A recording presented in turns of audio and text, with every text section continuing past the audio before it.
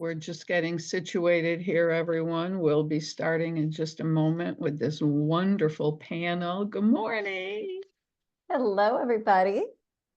How's everybody doing? Good morning. Nice to see you. I hope.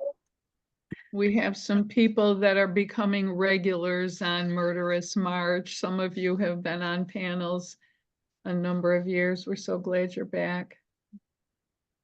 Yes, and please accept our apologies, Susanna. I don't know how your name fell off that break card, but Susanna Calkins will be with you today on this wonderful panel.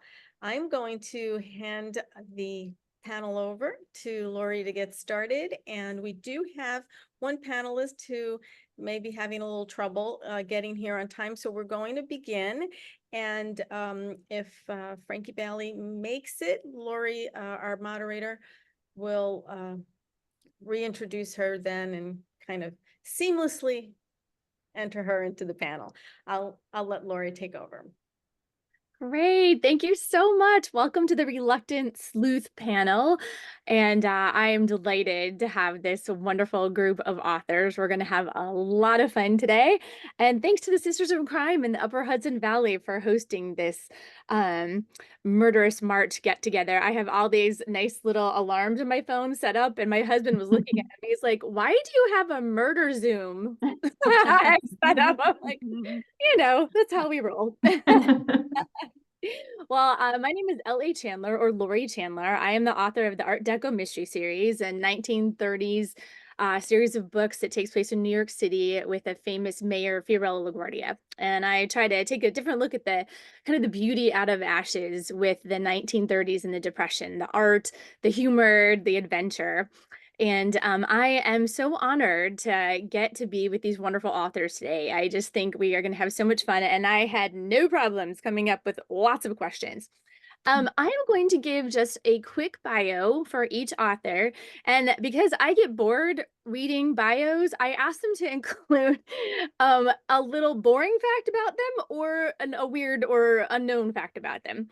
So that's where that came from. And what I'm going to do is actually, I'm going to take you alphabetically and introduce you. And then if you could just quickly give a tiny overview of your latest book or whatever series just you think fits best with this panel. And Susie, we're going to start with you. Susanna Calkins writes the award-winning Lucy Campion historical mysteries set in 17th century London and the Speakeasy mysteries set in the 1920s Chicago. Her books have been nominated for the Mary Higgins Clark, Anthony Agatha McCavity, and Lefty Awards. When she's not writing, doing day job work, or hanging out with her family, you can probably find her drinking some wine. And here's this fun fact I did not know about her: watching K-dramas, C-dramas, T-dramas, or J-dramas, or any other Asian language television show with captions. So I love that. And I think my son is going to be even extra excited about that too. So, all right. And Susie, would you just give us a small overview of like your latest work or what of your series it fits best with the So Death Among the Ruins was my latest Lucy Campion mystery. So those are the mysteries set in 17th century London. And so Lucy, I guess we'll probably talk about it as a reluctant sleuth, and I'm sure there'll be questions more about that. Thank you. And just a reminder, as with all panels, there's a link in the chat that will go right to the book room for all of these wonderful books and authors that we are discussing today. And I'll remind you at the end as well. Next, we have Jen Collins Moore. Jen took readers to Rome in the captivating Roman holiday mysteries, most recently Murder and Trastevere, or Trastevere for Americans.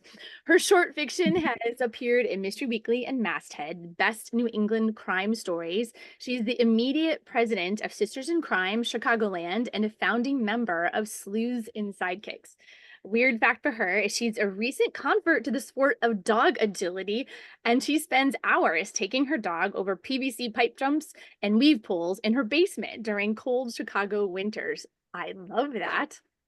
It's true. I've even started listening to podcasts, which means that I'm like going even deeper down the rabbit hole. I'm resisting the urge, though, to do a cozy series set in the agility world, but we'll see. Or maybe we won't. We'll see. Stay tuned. So I write the Roman Holiday Mystery series, which follows a group of expats in Rome. And my most recent book, Murderous March, follows Faye Masters, who is the queen bee of the expat society there. And she is a woman who has her life together. She knows how everything should be done. She has opinions on everything. And when a woman is murdered in her living room, she is surprised that people think she was actually the intended victim. And so not only is she a reluctant sleuth, but she's also somebody who is perhaps fearing that she is a victim as well. Very good. I know it. We have next, we have Eleanor. Eleanor Coons is the 2011 winner of the Minotaur Mystery Writers of America Award for first crime novel for A Simple Murder. After 11 books, she transitioned to a new series set in the Bronze Age, Crete. And my favorite thing is she loves heavy metal music. And that's awesome. Getting all these fun connecting things with all of you guys. Eleanor, do you want to give us a little overview of your work? The Bronze Age Crete, I follow a teenage girl who wants to become a bull leaper, which was a big thing back then.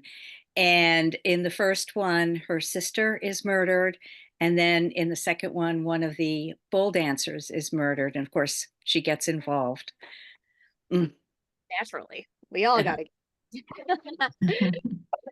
Laurie Day. Laurie is the Edgar Award nominated and Agatha Anthony and Mary Higgins Clark award-winning author of Death at Greenway, The Lucky One, Under a Dark Sky, and others. Her latest book is The Death of Us by HarperCollins. Laurie lives in Chicago, where she co-chairs the Midwest Mystery Conference and teaches creative writing at Northwestern University. And also, like this Laurie loves pickles. It's probably, I'm pretty sure. You said boring facts, so that's yeah. It's perfect. That's exactly what I was looking for. And anything that is pickled, right? Like even beets, which I don't like, if they're pickled, it's okay. The Death of Us is my latest book. I write standalones, so I don't have any series to talk about. But all my sleuths are very reluctant. I can't wait to talk about. This is my favorite panel topic ever. I'm really excited to be here. So The Death of Us is about a woman who sort of looks from the outside like she has her life together, but it's actually sort of precariously balanced because her son, who she loves, beyond reason, is 15, and he is not her actual biological son, which he knows. But his mother, his bio mom, disappeared 15 years ago, and in a car, and the car has just been found in a body of water. So mommy's home, and it's a very complicating factor in their lives. Definitely. Well, I think I wanted to start with you, since you just mentioned that, Lori. We were talking about when you have an amateur sleuth or a reluctant sleuth, it is a little tricky to keep them nosy enough to be wanting to be involved in the murder investigation, but also make it believable to readers too. So I wanted to ask you all how you address that. And Lori, in this one, in The Death of Us, she has a very personal reason for wanting that motivation to keep hunting it down. But what are some of the other difficulties or even the tricks that you've learned in keeping that ball rolling? Yeah, this is, like I said, the perfect topic for me because it's an ongoing problem. I write about ordinary people. They are never privatized. They are not usually police officers, although sometimes there's a police officer character who tells part of the story. Usually they're just regular people, which is what I like to write. I'm really interested in how regular people respond to the aftermath of violence. More than the violence itself, I'm interested in what happens to communities and families after violence. All well and good, Lori, to have something that you're interested in writing, but you've just given yourself a huge assignment because regular people, as you all know, would probably just call 911 and then step away, right? Some of us have even done it. Something bad happens in your neighborhood and you don't go in and investigate and you don't necessarily even get near it. You just sort of think, oh, I hope somebody is on that. I hope somebody else takes care of that. But it is a problem for the amateur sleuth, for the characters that many of us write. So tips and tricks, I think that personal involvement is actually the key, right? They have to care for some reason. And there are lots of different things that you can put into a story to make the character care enough to investigate. But that personal connection, someone's involved, someone is accused. I don't want to say all the things because I think that there's a lot of room here that we can talk about for a while, but that personal connection somehow it has to be there, because otherwise I don't think any human is actually that nosy. And I'm nosy, like I'm definitely the Mrs. Kravitz of my neighborhood. I'm like at the top of a street and I have binoculars, but I'm also the person who's like, I think it's okay if the police take this one. You know what I'm saying? Yes. Yes. And I think that's always an issue, right? We have this, you need it to be believable in writing, but at the same time, I have to say, all of our characters in murder mysteries they do things that and you wouldn't do necessarily in the real world, but that's just the way fiction rolls. And Jen, you've been nodding your head. Yeah. What are your, I know we all have input. What are some of the things, what are your obstacles in creating that? And then how have you overcome some of those issues? Yeah, I mean, everything Lori was saying was just so resonating with me, because when I started writing, I was, I think like most writers of mysteries, a lifelong reader. And so I thought, oh, I'll just write, a fun story. This person will be nosy, they'll get involved. And my first book took me 5 years to write, in part because the first draft is a nosy person who just gets involved, and a number of people reading it were like, but why does she care? Why does she get involved? What are the stakes here? And it was sort of this surprise to me. I'm a very iterative learner. I could read a book that talks about stakes, but it wasn't until I wrote a story and people were like, you need some stakes here. I was like, oh, now I understand. So for me, figuring out why the character cares was really the big thing. And my second book, my series was originally called the Maggie White Mystery Series, but the second book wasn't about Maggie White. She was involved as a nosy sleuth, and then I rewrote the entire thing from a different character's point of view, because it wasn't Maggie's story. And so it's a lesson I need to keep learning of, why does this person care? Why are they driven to it? So for me, it's figuring out who cares, who really needs a stake in it, and then somebody who feels like the system isn't treating them fairly, so that they can't just rely on the police. And so in my most recent story, Faye, who feels like she's being treated like a victim, she has to get involved because she has never thought of herself as a potential victim. She never thought of herself as somebody anybody would want to do away with. And so it was her personal journey of discovery that made her get involved more than, I need to figure out what's going on with those folks. Great. Well, and Susie, you've had in your Lucy Campion one, you have, she's the main protagonist, but you do have a professional in her life too, who is a detective. How have you handled, getting over those obstacles? So she's still the one that you're rooting for, even though there are professionals on the scene. Yeah, I mean, it's so funny listening to what everybody else is saying, because these are things I've been thinking about for a long time too. But I will say just really quickly, I was talking to someone yesterday and she says, oh, there were so many cops at the McDonald's last night. And I was like, oh, and she says, and my friend went up to the cops and asked them what was happening. And I was like, what? Who does that? So yeah, I was like, wow, that's so different from because yeah, exactly as Lori said, usually we're like, oh, okay, there's something happening. They don't need me involved. So I was actually quite taken back when she said that. But for me, I mean, I think the same thing. I was always really interested of the impact of, say, the murder on the community, and such that even my first book, I hadn't figured out who the murderer was because I was so intent on the impact, and then I had to work it out, similar to what Jen was saying, and Lori, I had to work out why my sleuth, I almost said Lori, but my sleuth Lucy would care about this crime. And, I had to also make that sort of personal connection. So in the Lucy Campion mysteries, there is a constable, but there was no police force at this time in the 17th century. And constables were really more about like maintaining order. And, bringing people to jail, but it wasn't the same way we think of like detectives and sleuths. So he actually doesn't play that huge of a detecting role, but she's the one. I did want to make sure she had agency. So she's really the one that pieces most things together. He might like bring people in and, question them, but she's there. Like it's not happening off screen.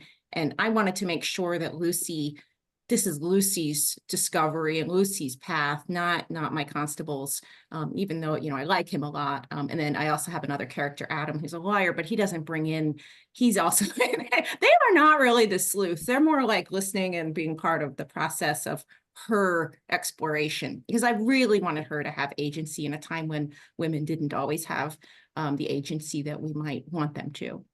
And it comes through, and I like her. You can even see that in some of the other side characters who are women being excited that she does have agency. And I really like that tip, because I feel like that's helped me of not just that I have characters that care, but also the pure need to solve the puzzle, like that closure aspect. If I amp that up a little bit, I feel like that helps, because there's a lot of us that will, even if you don't like a book, I will get to the end purely for the sake of closure, because now I'm invested and I need to know, like, I'm that kind of a person where, so I think that's one of the tips for me that I like hearing you say, that of like, you are your main character is the one that puts it all together. And I think logic like that is not always what just a professional has. I think a lot of people who are amateur of anything can be logical and crave that. Eleanor, how about you? How are you handling some of this continual desire to be the one, especially you have such an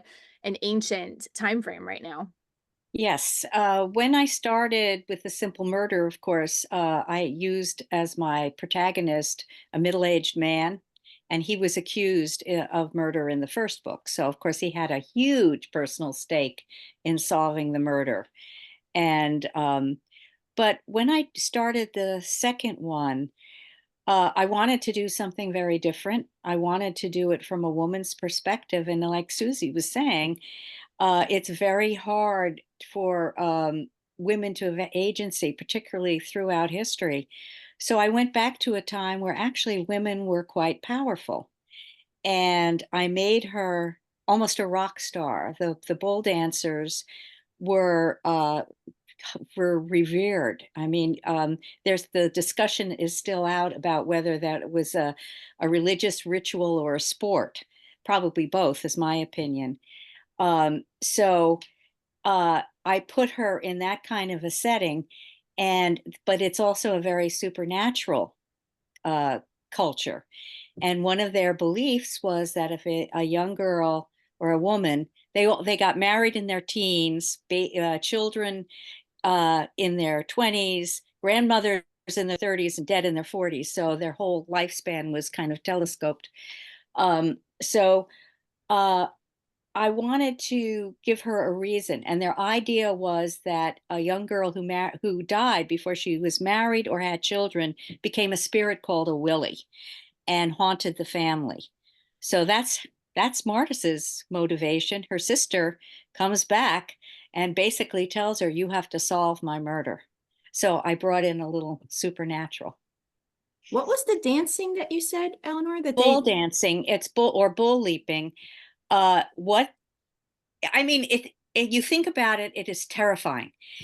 They had young people run at the bull, a gigantic, not tame bull, grab the horns and flip over on the back. And this was like a sport, and they got prizes and so forth. If you look at the Theseus and Minotaur myth, the 14 tributes who were being taken from Athens were designed for the labyrinth and the Minotaur, and that's what they were going to do. They were going to go into the arena and jump over the bull's back without training or anything. You can only imagine how many deaths there were. So I softened it in my books, the people are the children of the ancient people in Crete, and they did have some training, but that's what she wants to do in the first book, and that's what she's doing in the second. They have a team, and they go out and they perform. Scary, right? Think of Crazy. your kid trying to do this, right? Yeah, all I kept thinking is the Olympics not allowing the ice skaters to do a backflip. Yeah. But yeah. And in my character is about 16. She was actually close to marriageable age. I think probably in the past, the kids who did this were probably closer to 14. Wow. But they felt it would look too YA, so I had to make her older. Gotcha. So you crossed over a bit into the sort of with the supernatural element, the magical realism, or some fantasy. Do any of you all have any crossover? I know that with other genres in your writing, and do you like that? Like, I know when my mysteries came out, they were technically mystery thrillers because it wasn't just clue deduction, it was like action. And I'm always fascinated with the genre stuff because like, how do you handle romance, even though it's a mystery, is your main genre, but there's always elements of things. There's romance, there could be like Eleanor, some fantasy. I know, how do you handle some of these other elements that are not strict clue deduction in your books? Like, I know you have romance, Susie, a little bit, not a romance genre, but there's romantic interests in your books. Well, I mean, the number one thing I would say to anybody is, if you're planning a book, don't put it all in the first book and then realize you're writing a series and you have to like pull out stuff, like, I don't know, I feel like I probably introduced a second love interest primarily because I didn't know how to continue the first love interest. So I ended up with an unexpected rivalry that I actually felt a little bad about. Honestly, over the years, I've had readers write to me, like sometimes quite lengthy, like emails about how they would like me to choose, like they would like Lucy to choose one of these, or why. One person actually wrote me, it was like she says, I'm going to preface this by saying I'm a liar. And she was like a 5-paragraph description of why Lucy should select one of the, and she had evidence from my interviews and like evidence from my books. Oh, it was wild, but she said, I know I'm a little overboard, but I'm a liar. So it's like she wanted to make sure she showed me her citations. But I felt bad because I didn't know if I picked the one that they wanted. So I just try not to talk about it. So it was challenging. I love my characters and I love the story of them, but I feel like I might have done it differently if I had thought I would have a series when I started the book. Nice. I could totally understand that. Well, what you're talking about, Susie, is so it's so hard because you love your characters, but you also have to test them and push them, or else it's a really boring book, And so sometimes you have to torture people. You think, oh, I just want things to be going well for them. I want, them to be settled. And nobody wants to read about that because you're not growing or changing if you're not put through the ringer like that, which I love. And I was thinking about the crossover piece, Lori, which I think is sort of tricky. Mine are very much traditional mysteries, but the piece that I really try to push out on is the armchair travel aspect of them, which is, just having that opportunity. Because I think the story structure, is sort of the bones of the story. And then all these things we put around it in terms of what emotional journey the characters are going on, or what the reader is experiencing, what emotions they're having, is kind of, the skin and the clothing on it. And so for me, it's very much the sights, the sounds, the smells, the historical bits and bobs from Italy that I love putting into my book. And that's sort of the flesh that makes it work. I love that. Yeah, it gives it so much texture for sure. Lori, how about you? Do you have and then we'll go back to Eleanor. Lori, how do you handle some of these other genre bending elements? You have some action in some of your things that are, they're not, that are big crash scenes. Debating which car to put in which quarry. All the cars and the quarries. Okay. I don't know that I have any genre bending. I enjoy reading books that have more than one genre sort of represented. I do usually have some kind of love interest, but not too much. I don't want to be writing a different kind of book altogether. I think I actually have the most trouble with making sure that Reluctant Sleuth, that I'm actually getting the clue stuff in. You know what I mean? Like I'm writing about normal people and their lives, and but it has to be, you know, a crime novel too, not just about the aftermath, but about a solution to, you know, what's happening, what's going on, or what happened, what went on. And that's actually the hardest part, I think, for me. The love interest stuff is fun as a distraction. The you know, the women's fiction stuff, I guess, maybe is the closest genre, because I always write about women usually.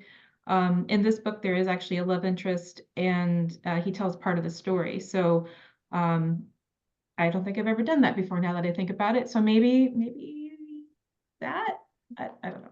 No, it's great. And I think that is what your books are, so full of the character. And I can see why that would be. I get very involved with characters when I read books. And so I often will forget what the heck the plot's about. The plot helps me turn the page and I'm excited to turn the page. But when I remember books, unless it's like a really wild, something completely different kind of plot, I don't really remember that as much. I remember the moments between the characters are huge for me. So I can totally see what you're saying with that, Lori. Eleanor, you had your hand up. You wanted to I wanted to get back to something that Susie said. In my first series, which takes place in the 1790s to roughly 1800 in the United States, I didn't want to do anything with romance, so I married my characters off to each other. Well, 7 books in, what do I do now? They've been married for a long time. They have children, you know, and all of that. So in the Circle of Dead Girls, I had Reese start to be interested. It's a circus comes to town, and he's interested in the tightrope walker. Do you know how many comments I had about how could Reese do this to Lydia? What is going on? You know, what are you doing? I mean, it was terrible. So it's really a problem because people can get very invested in your characters and in the relationships and can get very upset if something looks like it's changing that relationship. So adding a love interest is tricky. Yeah, I always feel like it's one of those things too that I have trouble with. I like continuity, and so I understand for the need for plot development to have like a slow burn in a lot of these things, especially romance issues, like not necessarily, you know, not the genre, but the love interest. But then like for mine, why it's not a slow burn because it doesn't go with her character. Like her character is really decisive and knows exactly what she's doing. So why would the love part of her life be, you know, wishy-washy or going slow? But you know, when I was reading all of your books, I was really enjoying that you all have including Lori, you with your recent book of Death at Greenway, but you all have historical things like in your books, either it's placed in another part of time, or like Jen, you work a lot with Caravaggio and the paintings, and I thought they're all interesting devices to keep not only the reader interested, but the reluctant sleuth. But I was wondering if you guys would talk a little bit about some of the history stuff. I know for sure Susie and Eleanor are pretty far back in time too for even a historical perspective, and I know that those must have their own issues too, of making them both accurate historically, but also accessible like for a modern reader. Susie, how has that helped your, just tell us a little bit about your history aspect to your book and why you chose that century. Oh, And yeah. so I might know a little more, but for the audience. Yeah, no, I was going to say, well, there's a lot there, but I'll just say quickly that I picked 1666 because I wanted to anchor my books around a critical historical moment. So not only was the restoration of King Charles had happened and theaters had reopened and Cromwell's role was over and things like that, but some substantial events happened. 1664, 1665, the Great Plague took out half of London, and then the Great Fire of London happened in 1666, the Devil's Year. So to me, like anchoring it around a really critical historical moment was a way that I could give my character more agency because there were more job openings for women at this time. But I wanted to say something about, it's funny because earlier you said something about like plot and we don't always remember the plot. We might remember our characters. I was thinking, I don't even remember my own plot sometimes. Like people ask me things about the second book or something. I don't know, but I will remember what I remember are my historical objects, because for that series, I do tend to anchor things around like interesting, obscure objects that I think are fascinating, and I'm thinking other people might find them interesting too. So I build those into my books. And because forensics is really hard, so you need to have like things that are, how could something like a artisan's, whatever it is, you know, how could you track who might have created that and how did it get to this owner and then how did it find out found this dead body or something like that. So that's the uniqueness of the objects are often like my clues that I think can make it a little more interesting and also plausible that someone could track down a killer and or a victim's identity, which was my last book, through something found on the scene. So that's how I think about it, because it's a device for me, but it's also fun to like understand these objects differently. Yeah, like those busks. Had never even heard that term at the beginning of the novel. I think it's called busks. It was like a boning kind of thing. It's Go ahead. that, it's that pipe or boning, like whalebone or something that's put in women's, especially women who are more elite. That keeps, it's those Elizabethan and, well, it's, you know, it's past that, but that sort of, you think of that very stiff dress. Well, there was a bone that kept it in place, but it turns out that these were often like lovers' tokens. So a man, usually it would be a man that would give the woman, and he would he might draw a picture of himself or write a little poem. And she would, you know, it's a very intimate thing. So that was found on her person. So those kinds of things, to me, was very interesting, a different type of love token in that case. Love that. It's such a good clue. Jen, how about you? I know like a lot of your mystery was around Caravaggio, and I felt like you used that history of that painting and those searching out the device was great. Yeah. I mean, one thing that I love about writing is you get to spend time researching subjects just because you're interested in them, and then they find their way into your story. And so as I had Faye navigating the city, you know, you need your characters to be in a place. And there were only so many scenes I could have with Faye just walking down the street, you know, taking in the scents and the cobblestones and all of those things. I wanted the background to be interesting.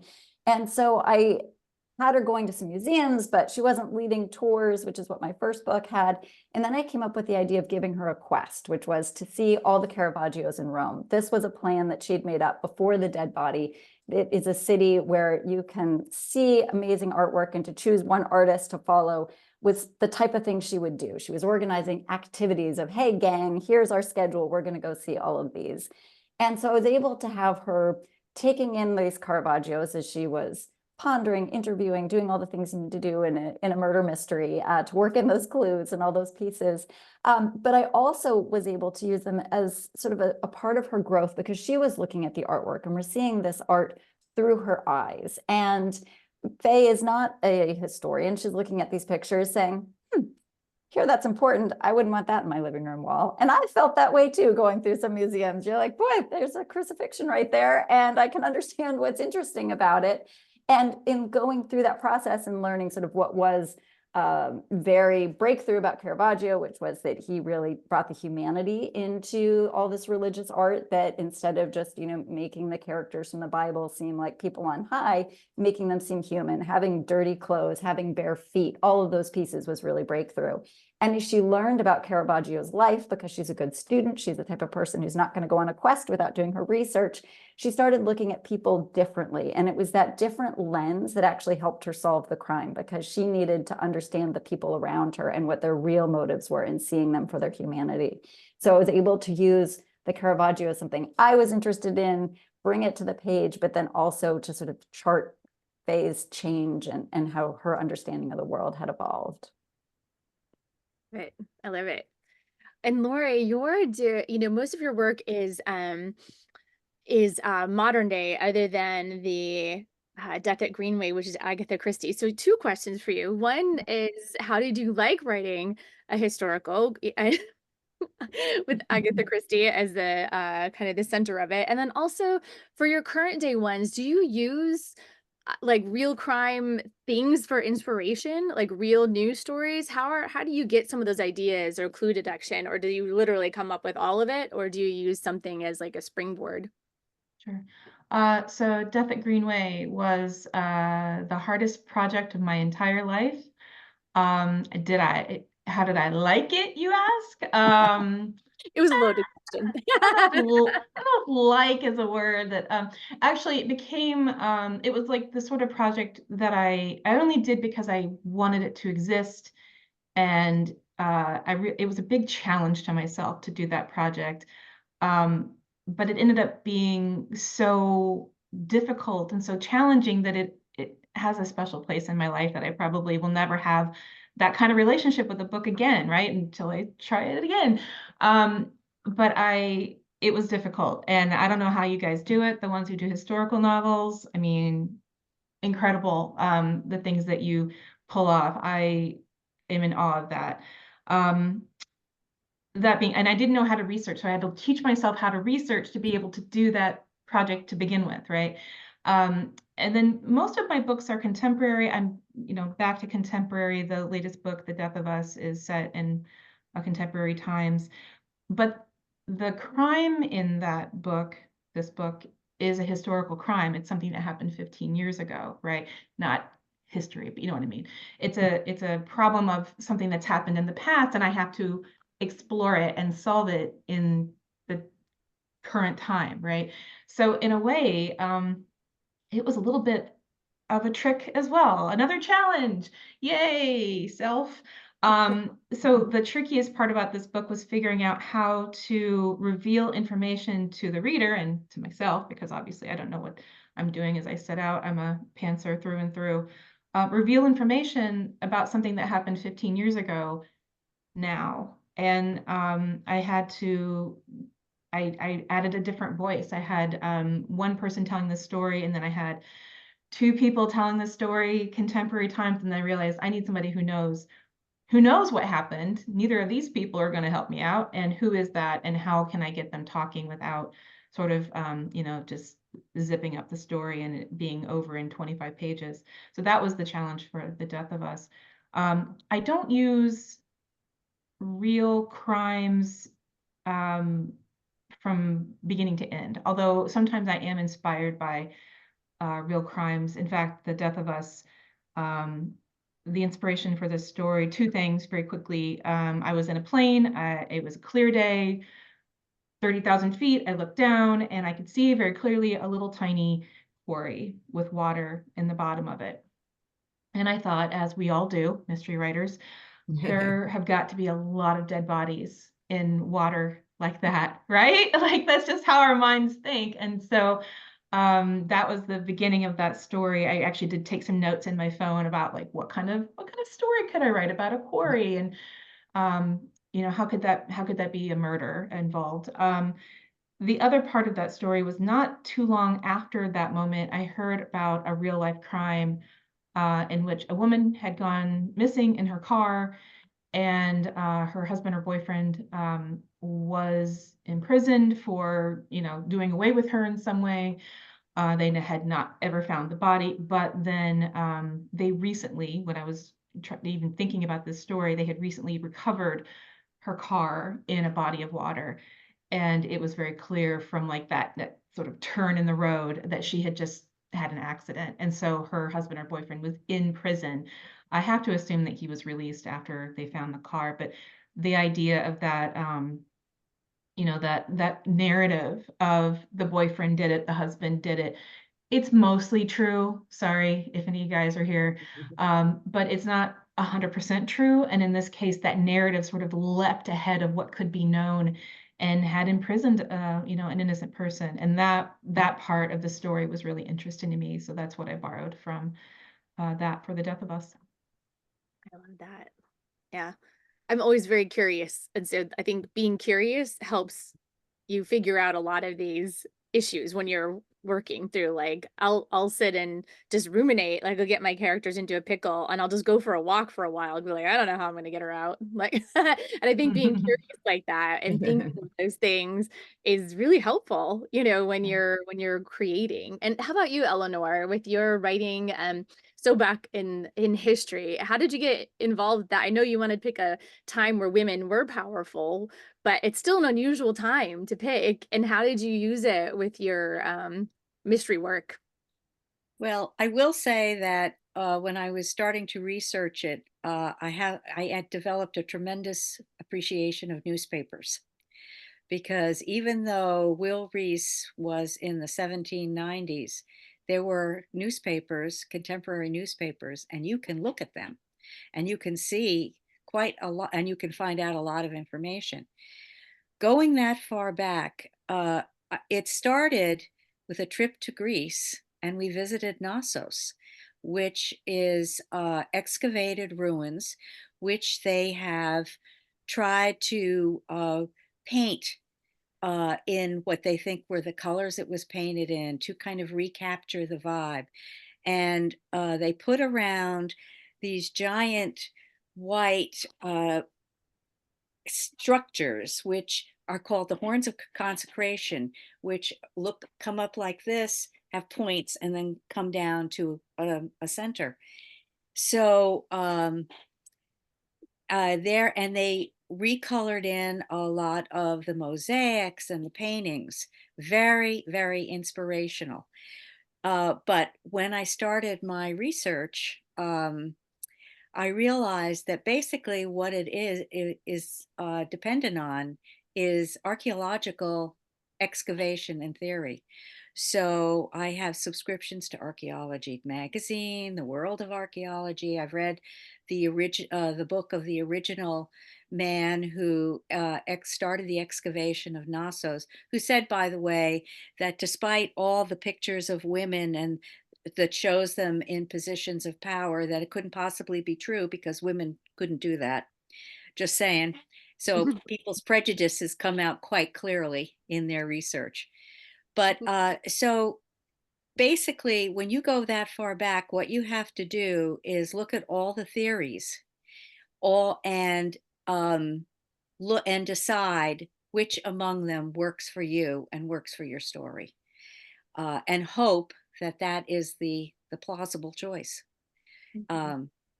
It's writing Will Reese was much easier, I will tell you that.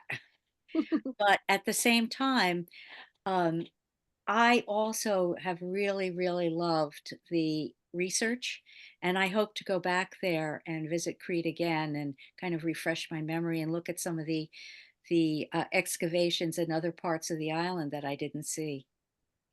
Yes, traveling. We get to travel and suffer for the cause. You and Jen. Lori. Well, somebody has to do it. Hey, we had a question from the somebody in the audience that I'd love to hear all of your input on. How do you write a convincing reluctant sleuth without forcing the clues? Does he or she seek out interviews and suspects, or do the clues come out through an experience like a dinner party or overhearing suspects talking behind a hedge, etc.? What are some of your more interesting ways that you've done that kind of thing? Go ahead, Jen. Well, one thing I'm going to say is that everybody, talks about how writing is rewriting, and the ability to dial up the clues is something that is magical in the revision process.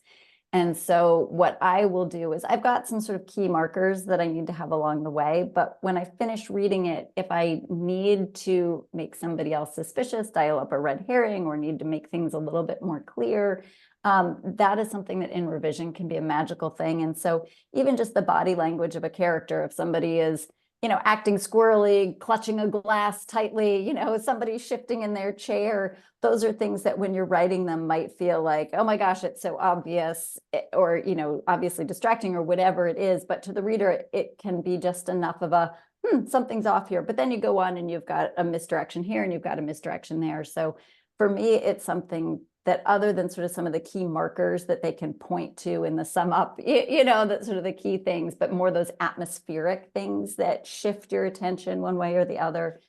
I really work on that in revision. I like that. How about you, Susie? Do you have any input? Yeah, I mean, I think that for my character, Lucy, she will, as I mentioned, that, you know, there might be some objects or something, and I draw a lot on the popular press of the day. So there might be things that are buried in like murder ballads and other news items that, you know, and these were sort of salacious in nature, not necessarily what we would think of as news today.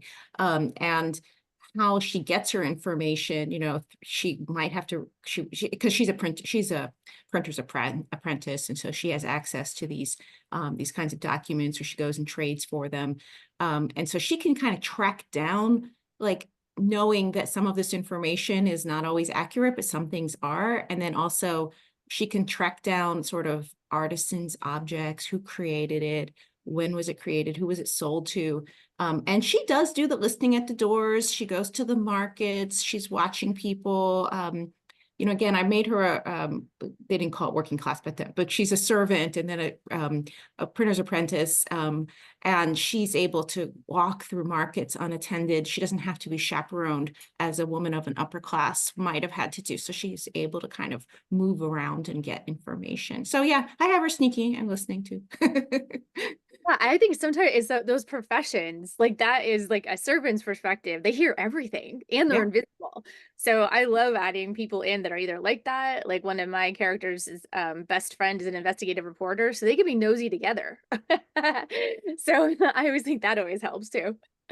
How about you, Lori? What do you have? Do you use for these kind Yeah, the how of how a reluctant sleuth will find information is really tough, right? Because if they're reluctant, and might always seem to be, they might actually not, they might within their personality sort of reject getting involved. So observation, I think, is one of the first things, like just being in the places that they normally are. They're going to be an observant person, even if they aren't going to get involved at first.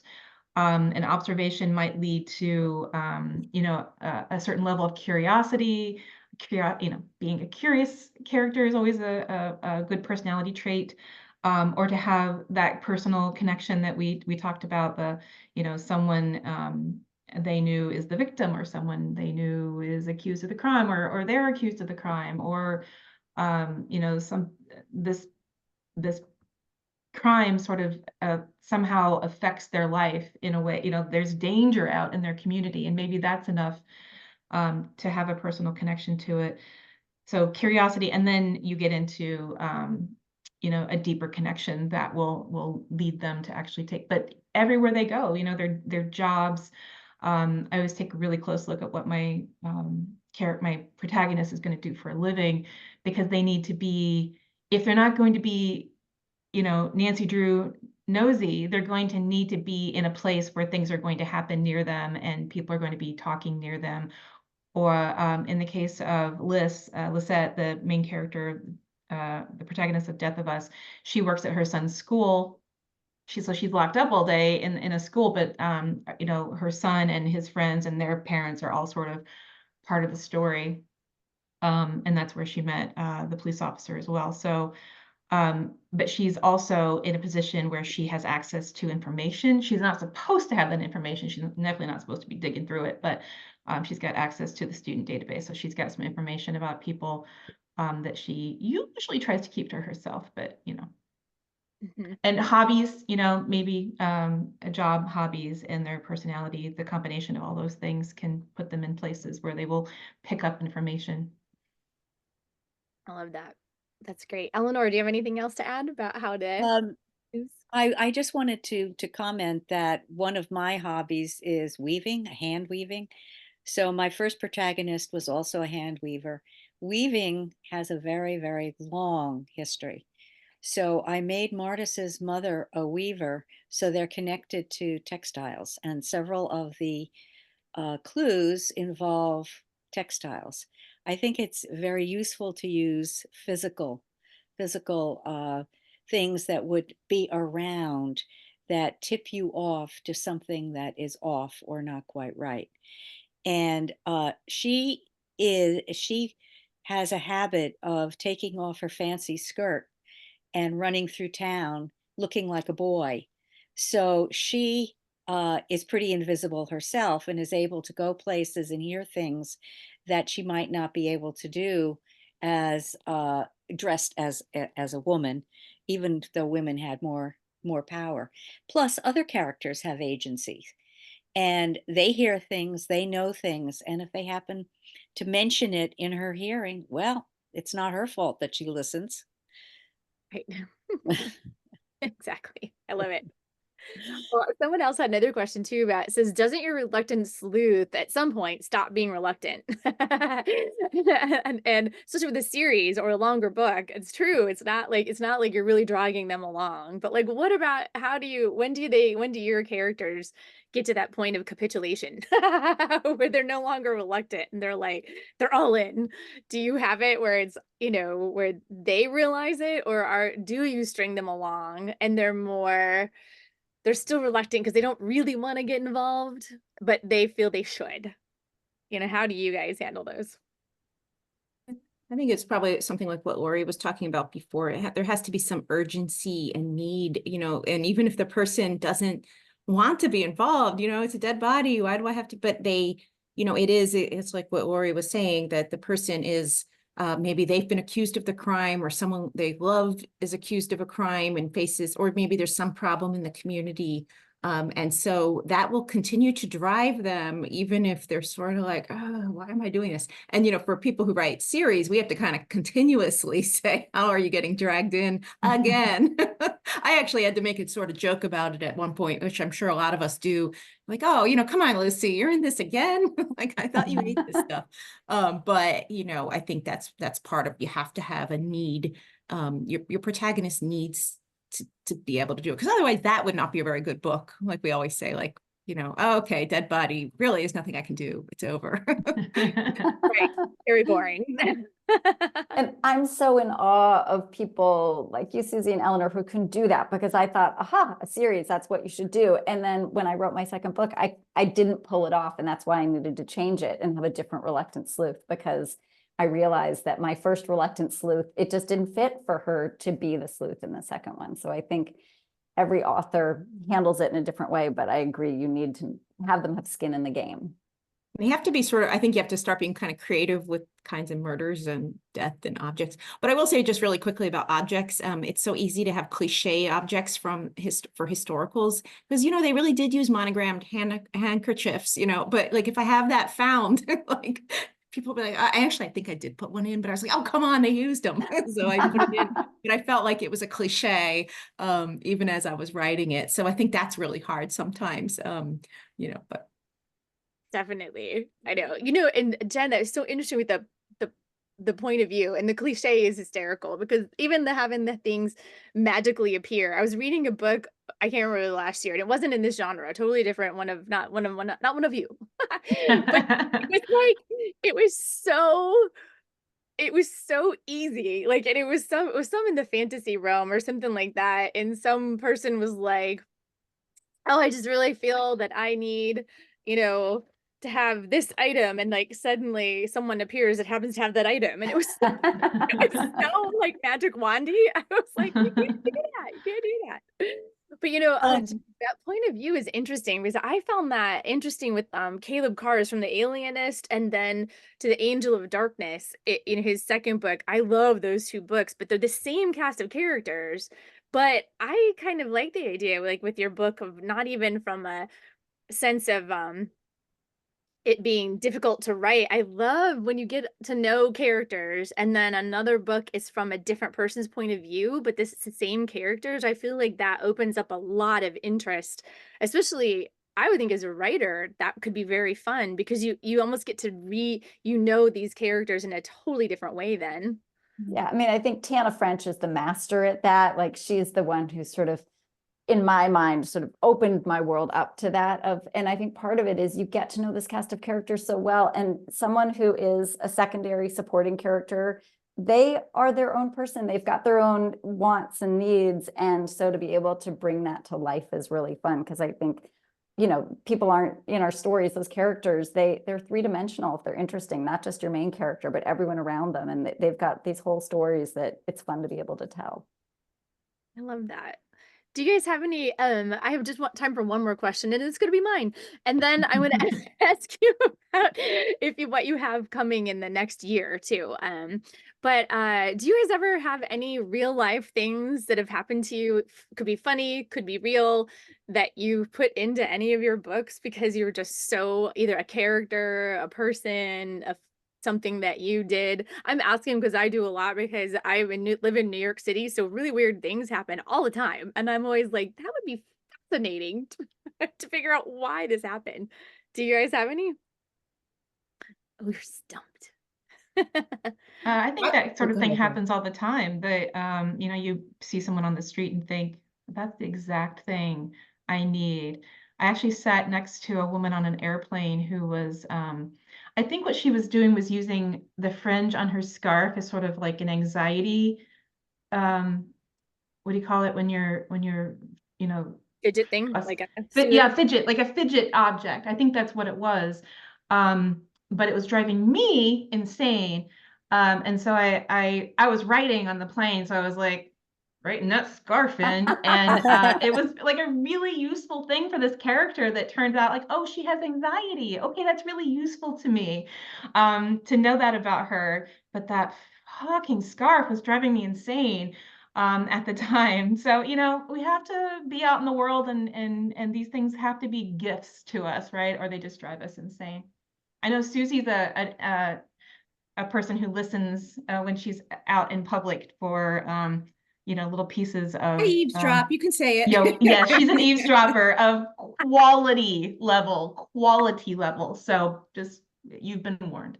I just get, yeah, because when I'm always in coffee shops working, and of course I'm listening. But actually, the thing is sometimes you ever hear like the most wild stories. You're like, no one would even believe this. Like, this is wild.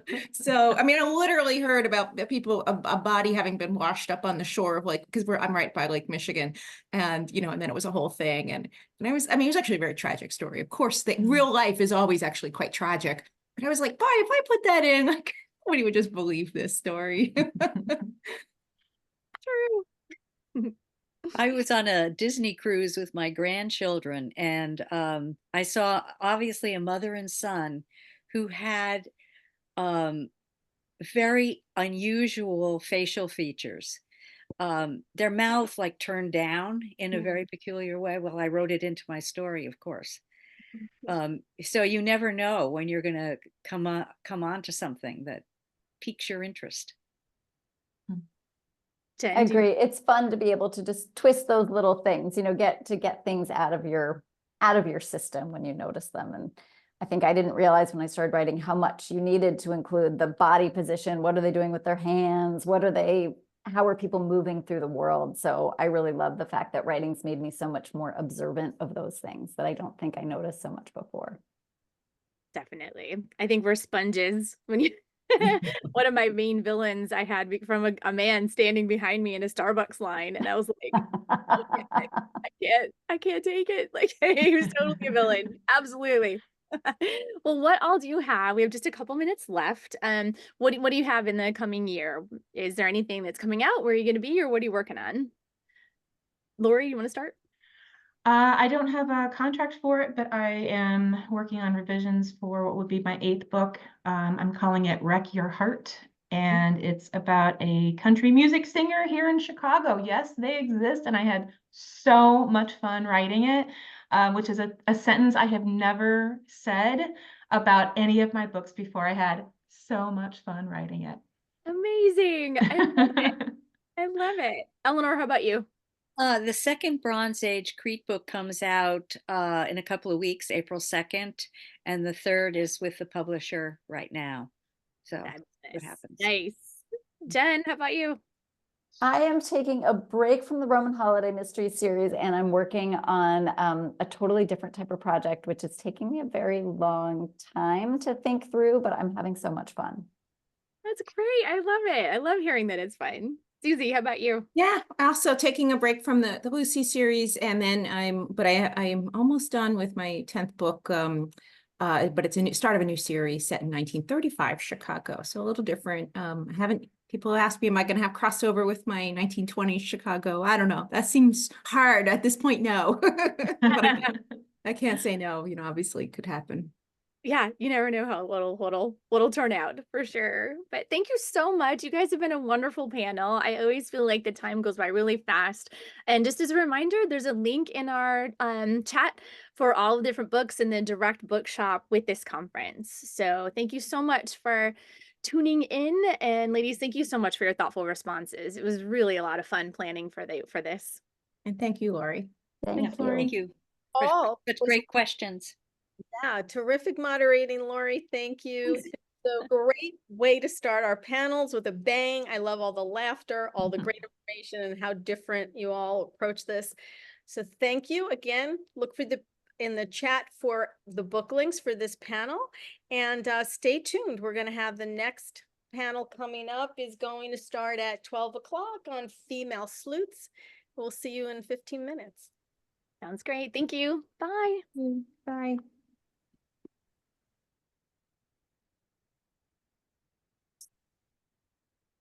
Okay.